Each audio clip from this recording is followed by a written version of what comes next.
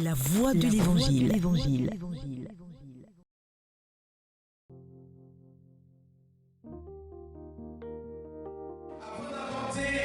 Le thème proprement dit, je voudrais vous dire quelque chose.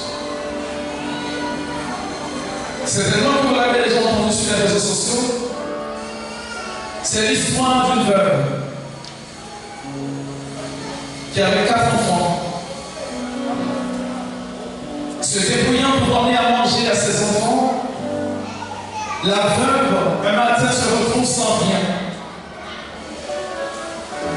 Elle fléchit le genou et elle dit à Dieu, ta parole dit que tu es l'époux de la veuve et le père des orphelins. Aujourd'hui, Père, je veux manger. Mes enfants et moi, vous mangez. On veut manger et être rassasiés. Quand elle a fini, elle a dit Amen. Deux dames se sont retrouvées par hasard chez le même marabout. Une qui avait une voiture, l'autre n'ayant pas de voiture, mais était la voisine de la veuve. Et le marabout qui reçoit en première position celle qui a une voiture. Il est dit, pour que ton sacrifice puisse être exaucé, il faut que tu fasses une offrande. Va dans un supermarché, achète de la nourriture pour une veuve qui a 4 enfants et va leur offrir cela. Quand la veuve va accueillir, tu vas recevoir toutes les grâces de cette veuve. La voisine de la veuve qui était là a tout entendu. Elle reçoit pour elle son ordonnance qui n'était pas coûteuse. Et voilà que la voisine est assise devant sa porte. Elle voit la voiture de la dame venir garer. Et puis elle dit, vous voulez pas madame? Elle dit, j'ai une veuve qui est ici, je suis venu lui apporter à manger. Elle a compris que c'était la commission du marabout. Donc elle frappe à la porte de la voisine qui ouvre, elle dit, je suis venu te faire don de cela. Et la voisine qui est veuve, elle reçoit toute la nourriture. Elle a commencé à bénir Dieu. Quand la dame a démarré sa voiture, qu'elle est partie, l'autre voisine qui était chez le marabout avec la dame en question vient la trouver et lui dit, voisine, il ne faut pas prendre. C'est le marabout qui lui a dit de te donner pour récupérer toutes tes chances. Et la veuve qui m'avait dit, ce matin, quand je me suis réveillé, je me suis adressé à Dieu et non pas au marabout. Je me suis adressé à Dieu.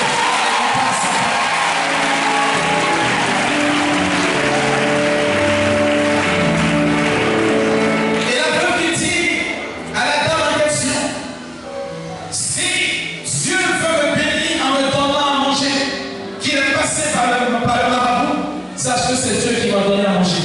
Je vais manger pied. Je suis en train d'annoncer la vie de quelqu'un. La parole de Dieu pour toi va s'accomplir. Et crois-moi, le diable va s'attacher, il va s'arranger pour que Dieu puisse te bénir et bénir.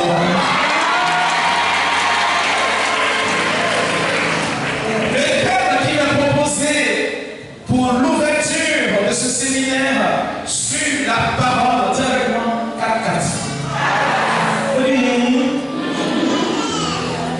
En ce temps de pluie, pour sortir, dire à quelqu'un qu'il faut une 4-4.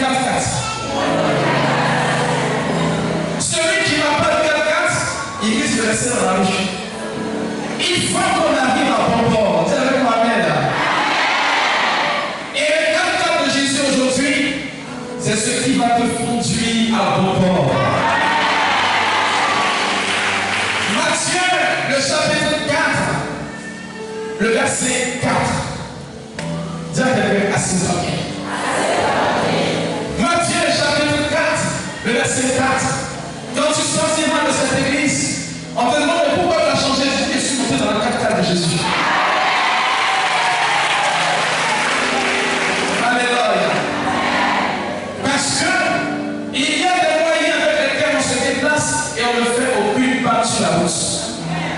C'est la carte de Jésus.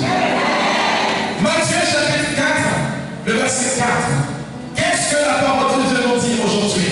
Et tu gardes cette parole pour soi, parce que ça sera le lieu de ton témoignage.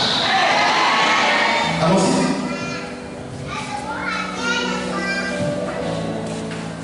Jésus répondit, l'Écriture déclare. L'Écriture déclare, dis avec moi, l'Écriture déclare. Vous voyez, il y a quelque chose d'important lorsque nous marchons avec Dieu. Beaucoup parmi nous n'arrivons pas à exaucement parce qu'on paralyse ce qui est dit dans la Bible. Lorsque vous parcourez le livre de Pierre, en 2 Pierre, le chapitre 1er, le verset 21, l'apôtre dit, c'est sous inspiration que les hommes ont parlé. Et ce qui est contenu dans la Bible est parole de vérité. Cela voudrait dire que ce n'est pas un homme qui a écrit, mais c'est Dieu. C'est pourquoi le Seigneur Jésus dit, l'Écriture déclare, il est fils de Dieu. Il répète, je dis, et il dit, l'Écriture déclare. C'est quelqu'un, Dieu va déclarer sur ta vie aujourd'hui. Il faut croire, mes frères et sœurs, en ce que la Bible te dit. Mais l'impression que nous donnons aux gens aujourd'hui, c'est qu'on peut faire écouter les hommes nous parler. On croit plus au message des êtres humains que de croire ce que la Bible te dit. Et c'est ce que la Bible dit, qui est parole d'évangile. C'est ce qui est vrai. Et c'est à cause de la véracité de cette parole que nous parlons aujourd'hui à l'exaucement. Alors, qu'est-ce que l'Écriture dit? L'homme ne vivra pas de pain seulement. On lui dit qu'il ne vit pas seulement de pain. On lui dit qu'il ne vit pas seulement de pain. Continue ma fille. Mais de toute parole que Dieu prononce. Mais de toute parole que Dieu prononce. Cela veut dire que le Seigneur notre Dieu ne se trompe pas. Nous sommes au début du ministère de notre Seigneur Jésus-Christ. Juste après son baptême, la Bible nous dit au verset 1er de l'évangile selon saint Matthieu, le chapitre 4, que l'Esprit de Dieu l'a conduit au désert. Et 40 jours après, quand il eut faim, le diable s'approche de lui et lui dit, change cette pierre qui deviendra du pain et mange. Alors Jésus dit, l'homme ne vit pas seulement de pain, mais de toute parole qui sort de la bouche de Dieu. Alors je voudrais que tu t'assieds bien, parce que je vais t'enseigner aujourd'hui. Il ne suffit pas de prier pour être exaucé, mais il suffit d'être bien enseigné pour que la faveur de Dieu vienne jusqu'à toi. Pour que la parole de Dieu soit en toi le lieu de l'exaucement, il y a des conditions qui sont préétablies. La première condition pour que Dieu exauce ta parole sur ta vie, dis à quelqu'un, il faut que tu sois dans le besoin.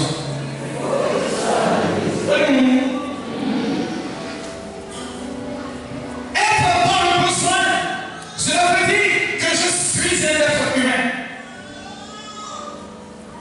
Et l'être humain, c'est celui qui a faim. Et l'être humain, c'est celui qui a soif. Et l'être humain, c'est celui qui a besoin de travailler. Et l'être humain, c'est celui qui a besoin d'une guérison. Il est dans le besoin. L'être humain, ce n'est pas celui qui est orgueilleux, qui est gonflé, non. Mais c'est celui qui sait qu'il a besoin d'une autre personne pour l'aider. Voilà la première condition pour que la parole de Dieu fasse son agir dans ta vie. Tu peux fouiller dans l'Écriture, chercher dans la Bible,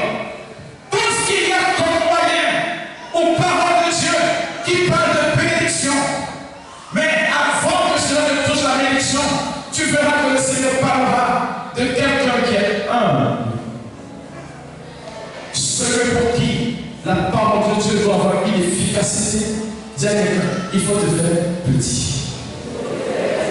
Dis-lui, il faut te faire petit. C'est la raison pour laquelle, mon frère, ma soeur, Dieu lui-même, il crée des besoins chez toi. Pour ne pas que tu te dises, c'est moi qui ai eu. La parole vous dit, qu'est-ce que vous avez que vous n'ayez reçu de Dieu? Alléluia. Alors, ne considère pas la situation que tu traverses comme un malheur. C'est Dieu qui crée le besoin. Dieu crée le besoin. Et les gens vont dire, mais pourquoi est-ce que Dieu crée le besoin? Jésus va répondre en Jean chapitre 2. Et Jean chapitre 9 verset 2. Et 3, il dit, ce n'est pas parce que son père a péché, ni sa mère a péché, mais pour que la gloire de Dieu se manifeste dans ta vie. Dieu crée les besoins pour qu'on sache qu'il y a Dieu dans ta vie. Et je veux dire à quelqu'un aujourd'hui, lorsque tu sais compter sur Dieu, les gens verront qu'il y a un Dieu qui est derrière toi. Les autres ont peut-être un marabout, mais toi, tu as Dieu derrière toi. Et le Dieu que nous servons, il va déculquer ce qu'on appelle l'humilité. Il va enseigner ce qu'on appelle l'humilité. Et l'humilité s'enseigne dans le temps. Le temps, derrière le temps. C'est pourquoi beaucoup parmi vous, je l'ai prié, vous tombez même à l'église, votre rosaire. Mais c'est comme si Dieu n'entendait pas. En réalité, pas que mon Dieu n'entend pas, il est en train de te préparer un témoignage glorieux. C'est pourquoi le Seigneur dit que sa parole est efficace dans la vie de celui qui est humble, celui qui se sert dans le besoin. Et donc tu peux être malade sans être humble. Et la parole de Dieu sera libérée dans sa vie, mais rien ne se passera. C'est-à-dire, il faut avoir soif de la parole de Dieu. Voilà le premier principe d'humilité. Pour que Dieu exauce la demande d'une personne, Jésus dit, l'homme ne se nourrit pas seulement de pain. Ça veut dire que la faim fait partie de l'existence des enfants de Dieu. Ce n'est pas parce que tu marches après Christ que tu n'auras pas faim. Dans l'évangile selon Saint Marc, on dit qu'il y a eu des disciples qui suivaient Jésus et ils sont passés dans les champs de pile. Qu'est-ce qu'ils ont fait? Ils ont cassé et puis ils ont mangé. Pendant que Jésus était là. Pourquoi? Parce qu'ils avaient faim. Le Seigneur est avec toi. Cela ne suppose pas que tu ne seras pas dans le besoin. En réalité, le besoin que le Seigneur est en train de t'enseigner, c'est l'humilité. Pour dire que tu n'es pas suffisant. Sans Dieu, tu n'es rien. Alors, apprends à compter sur Dieu. La parole de Dieu est là pour nous indiquer comment est-ce que nous devrions marcher. Vous voyez, le Seigneur aurait pu créer le monde en un seul jour par sa parole. Il a pris le temps en 6 jours. Parce qu'il veut, au travers de l'humilité, enseigner quelque chose. Le temps, c'est l'autre monde de Dieu. Celui qui veut voir la parole de Dieu agir dans sa vie puissamment, dit à quelqu'un, il faut apprendre à attendre. L'humilité est ce que Dieu donne pour que sa parole se réalise dans ta vie. Et dit dans le livre du prophète Habakkuk, au chapitre 3, le verset 2, il dit, c'est un oracle, c'est une prophétie, c'est une vision, même si elle est tard, attends-la. Attends-la, attention, et ça accomplira.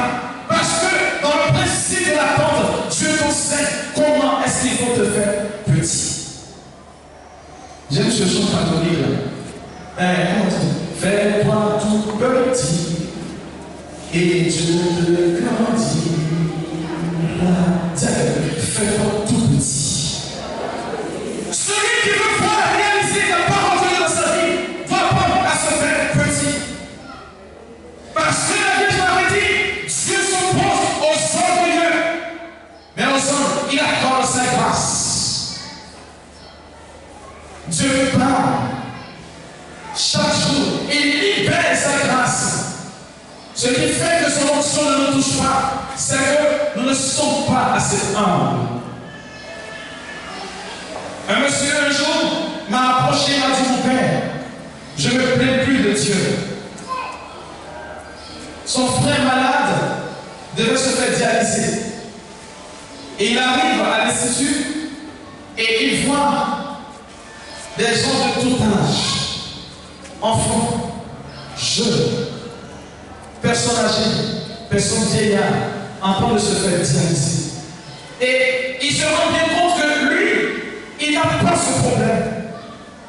Il a regardé le ciel, il a commencé à bénir Dieu. Et dit, Seigneur, à partir d'aujourd'hui, je ne parle plus sur toi. Je vais apprendre à apprendre mon tour. On est assis dans cette église, on se dit, mais il y a d'autres qui sont malades. Il y en a qu'on va jeter en terre. Dis à quelqu'un, il faut savoir attendre. Ma fille, reprends le texte s'il te plaît.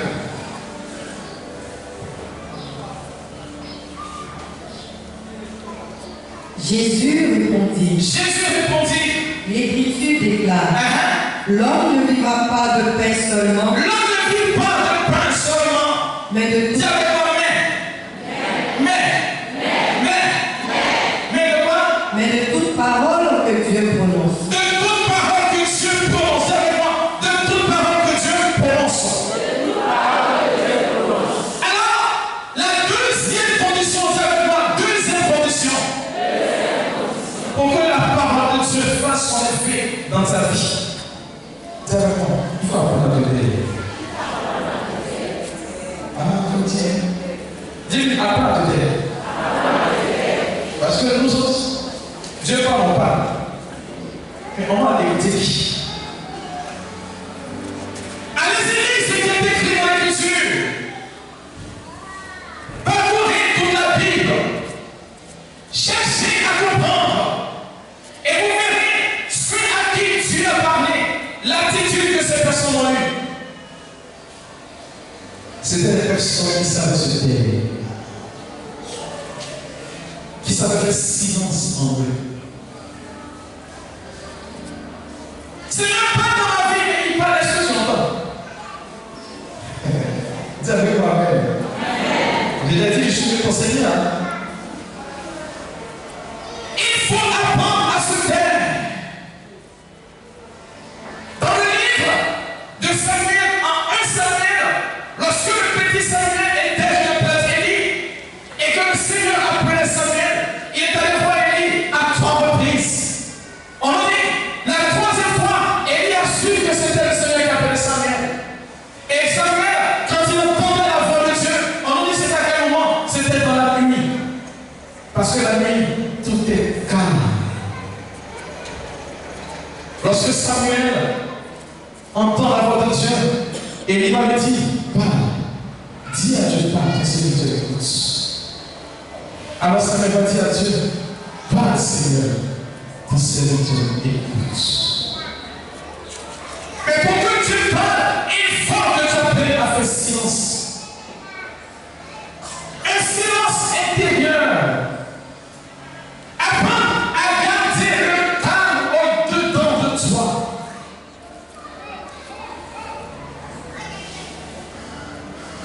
Il faut que tu apprennes à te taire. Demande à Dieu la grâce de savoir te taire pour l'écouter te parler.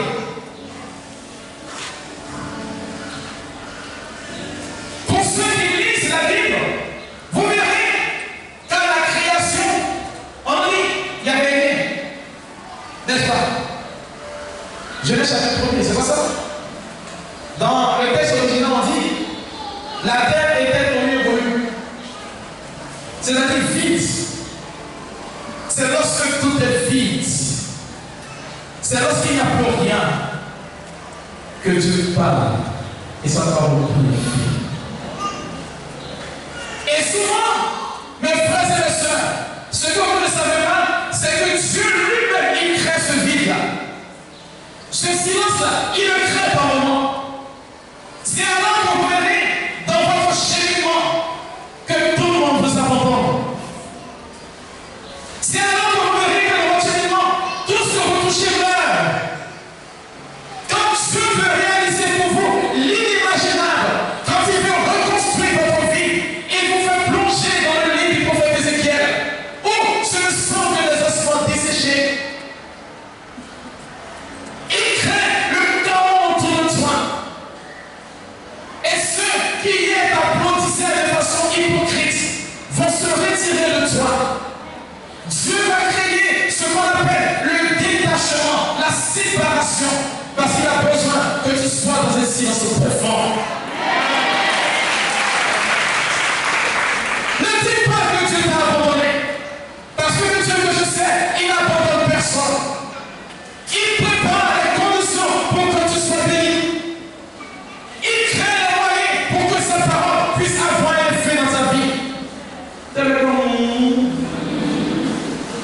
Dieu ne t'a jamais laissé tomber. Malheur ne dit jamais à celui qui met sa confiance en l'immortel et se détourne des voies du Seigneur. Je suis Jean-Baptiste et je vais vous balayer. Jésus vient après. Et voilà que le Seigneur va créer en toi le chaos. Ceux qui te suivaient à cause de l'intérêt vont te laisser tomber parce que le Seigneur lui-même va susciter pour toi dans ta vie ce qui est mauvais. Où tu vas tout perdre. À l'image de Jean, en une journée, le monsieur a tout perdu. Il y a quoi devenir fou, hein? Il y a de quoi perdre la tête. Mais est-ce que vous savez à qui Dieu fait ce genre de choses? Est-ce que tu sais à qui Dieu fait ce genre de choses? Dans le livre de Job, Dieu dit à Satan, tu as vu mon serviteur Job, celui que j'aime? Je veux dire à quelqu'un, toi à qui ça arrive, c'est parce que Dieu te porte dans son cœur. C'est parce que tu es la préférée ou le préféré de Dieu. Toi à qui ces événements arrivent, c'est parce que Dieu t'aime de tout son cœur. Dans le livre, la lettre aux Hébreux, ma fille Fanny, Hébreux chapitre 12, versets 5 à 8. Beaucoup parmi vous, à cause de ce que vous vivez comme souffrance, qui vous plonge dans le silence, vous pensez est-ce que les enfants de Dieu ne vous aiment pas? Dis à quelqu'un c'est faux. Dis-lui c'est faux. Dieu a ton amour pour lui. Il te veut pour lui seul. Et il va te créer des circonstances pour que les hommes de ce monde quittent ta vie, pour que lui, Dieu, il se mette à parler. Oui, tu diras Seigneur, je suis dans l'état. Dis à quelqu'un, tu n'as jamais été dans l'état. Dis-lui, tu n'as jamais été dans l'état. Parce que le Seigneur n'attend toujours le temps perdu. Hébreux chapitre 12, à partir du verset 5 jusqu'au verset 8. Allons-y. Avez-vous oublié l'exhortation que Dieu vous adresse comme à ses fils? Mon fils, ne crains pas d'être corrigé par le Seigneur. Continue. Et ne te décourage pas quand il t'adresse des reproches. Continue. Car le Seigneur corrige celui qu'il aime. Il frappe celui qu'il reconnaît comme son fils. Il frappe celui qu'il reconnaît comme son enfant. Continue. Supportez les souffrances. Supportez ce que tu vis. Supportez les souffrances par lesquelles Dieu vous corrige. Il vous traite en effet comme ses fils. Il vous traite comme ses enfants. Continue. Existe-t-il un fils que son père ne corrige pas? Bon, ce sont les enfants d'avant et des maintenant. Parce que moi, je sais que quand ma maman me frappait, quand tu fais une bêtise, elle attend.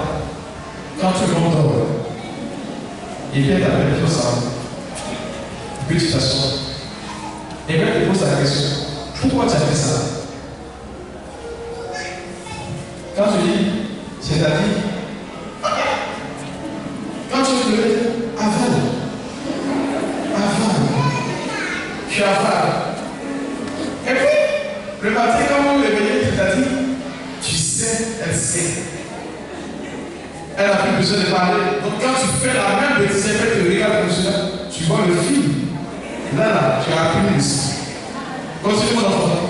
Si vous n'êtes pas corrigé comme le sont tous ses fils, alors vous n'êtes pas de vrais fils, mais des enfants illégitimes. Dans cette autre endroit, Dieu fait des batailles. Qui est-ce que Dieu fait souffrir? Dis à quelqu'un, c'est moi son enfant. Dis-lui, c'est moi son enfant. Pourquoi est-ce que tu es malade? Parce que tu es un enfant de Dieu. Et pourquoi est-ce que Dieu te fait souffrir? C'est parce qu'il veut t'apprendre à garder le silence. Dieu veut parler dans ta vie, mais il a besoin que tu te taises. Ne dis pas que je suis en retard.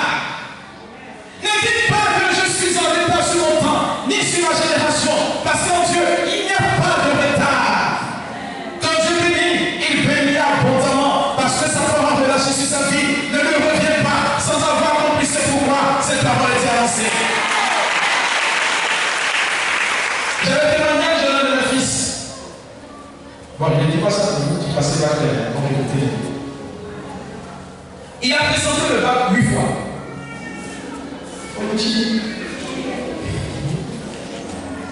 La 4e année, son père me l'a envoyé pour que je lui prie. J'ai imposé la main au petit. Vraiment. On a prié jusqu'à. J'ai dit, papa, je n'ai pas senti de démon dans son affaire. Je sais faire l'affaire, après c'est Dieu. Il dit, Dieu aussi. Mais le petit, de la première année jusqu'à la 4e année, il était plus classe. Mais il était toujours présent. Il a 0 heure d'absence. Conduit sur la difficulté, mais il n'était pas fait. 5e année, il va composer, il échoue. La 6e année, quand il est parti composer, qu'il a échoué, les professeurs de son école sont allés chercher eux, sont venus sur le stade. Ils ont parti, ils ont vu qu'il a échoué. Son père est découragé, il dit, mon enfant, j'ai appris études universitaires pour voir le tu as continué. Il dit, papa, j'ai parti avec Pâques. Je ne laisse pas Pâques payer, parti avec.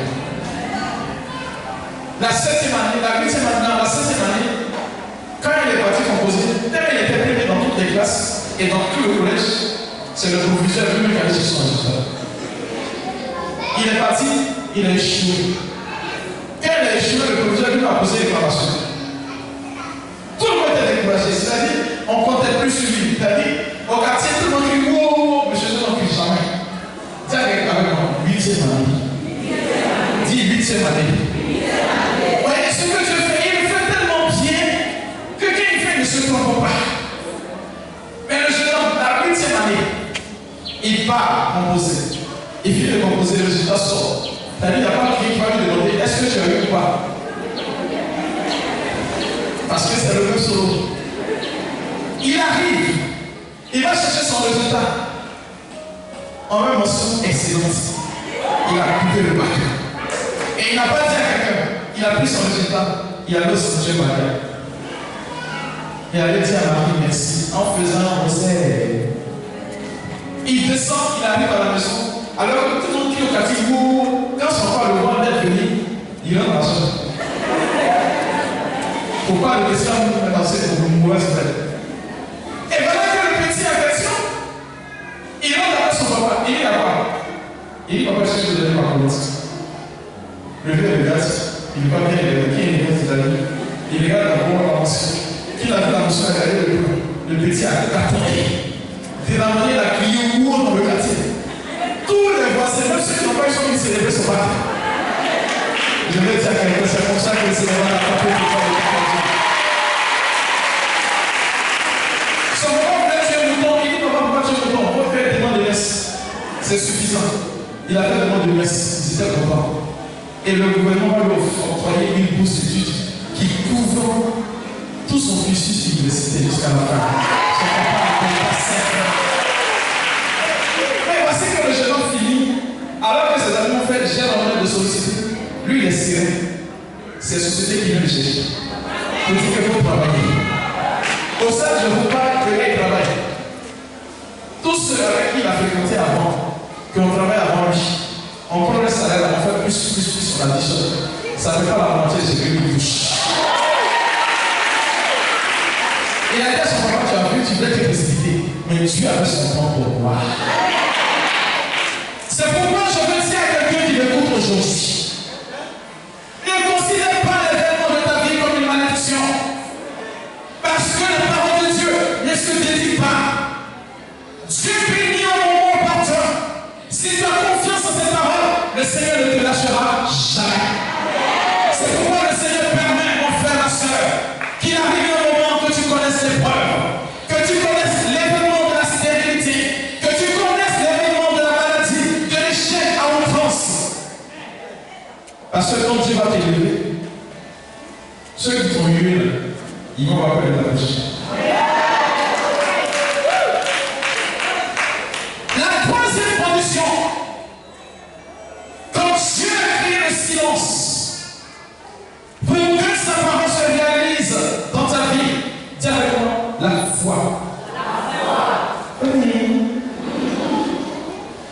Tous ceux qui dans la Bible ont laissé Dieu leur parler et qui ont entendu la parole de Dieu se réaliser dans leur vie, ce sont des personnes qui ont eu la foi.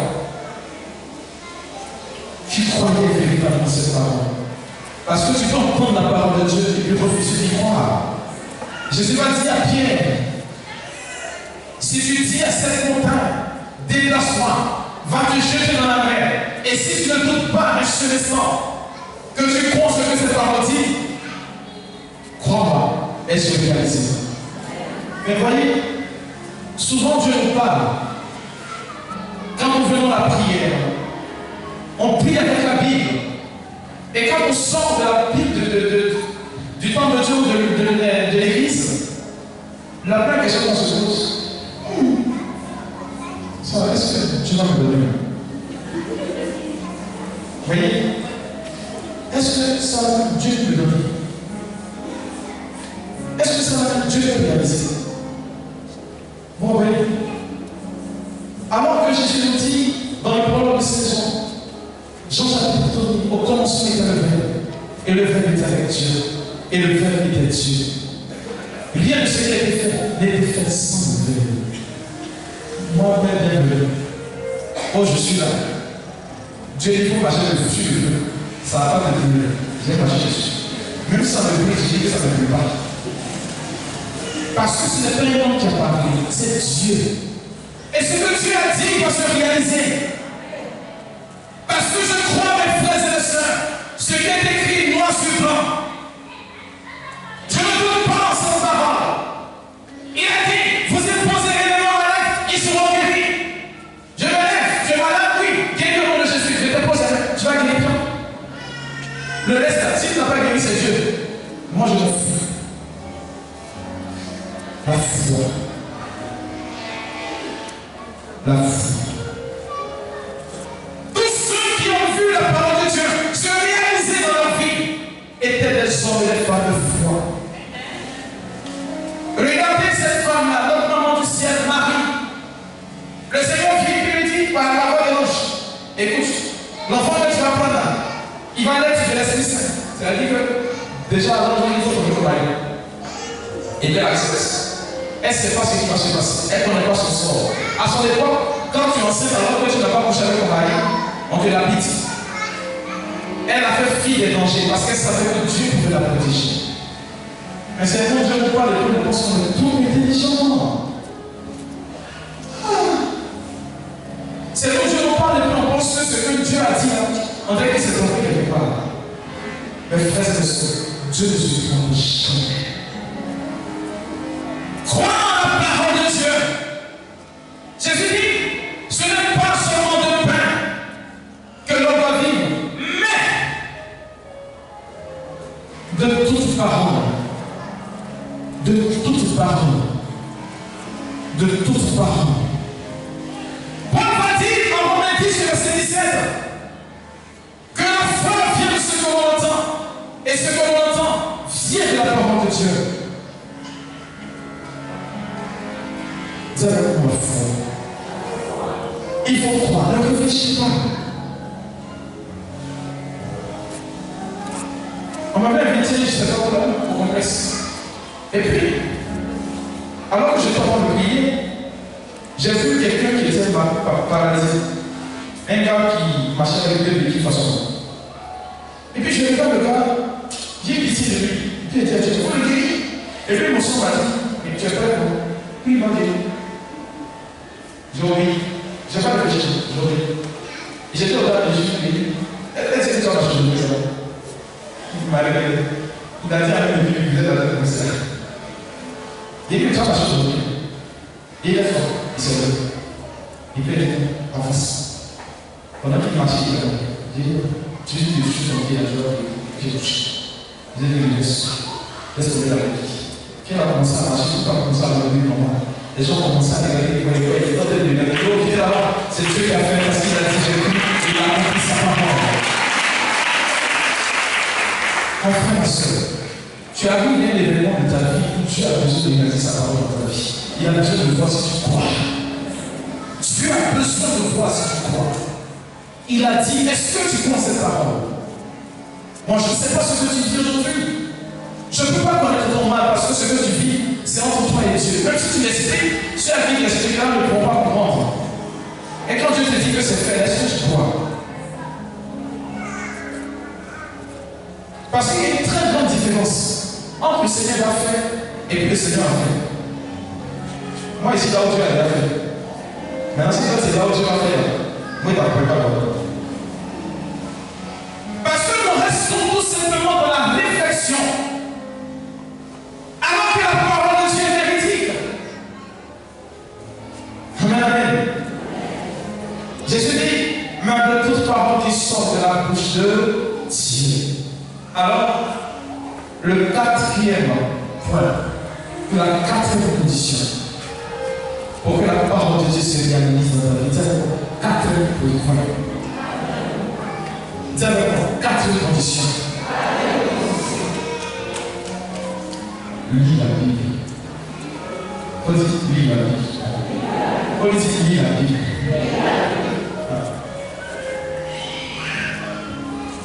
Dieu a besoin de te voir au quotidien avec sa parole. Il dit en Deutéronome chapitre 6, au verset 4, les paroles que je te donne aujourd'hui, médite-les jour et nuit. Que tu sois couché ou debout, médite cette parole. Que tu partes au marché, que tu en reviennes, médite cette parole. Que tu sois à table avec tes enfants, lis et médite cette parole. Qu'elle ne quitte jamais tes lèvres.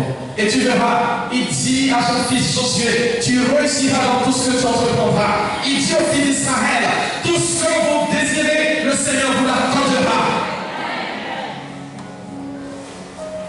Dans le livre des Actes des Apôtres, au chapitre 3, il est dit qu'il y avait un homme qui était assis à la porte du temple et qui mendiait. Pierre et Jean montaient au temple pour prier.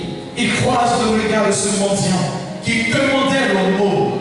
Et Pierre a regardé ce monsieur-là dit, ce que nous avons, on te le donne.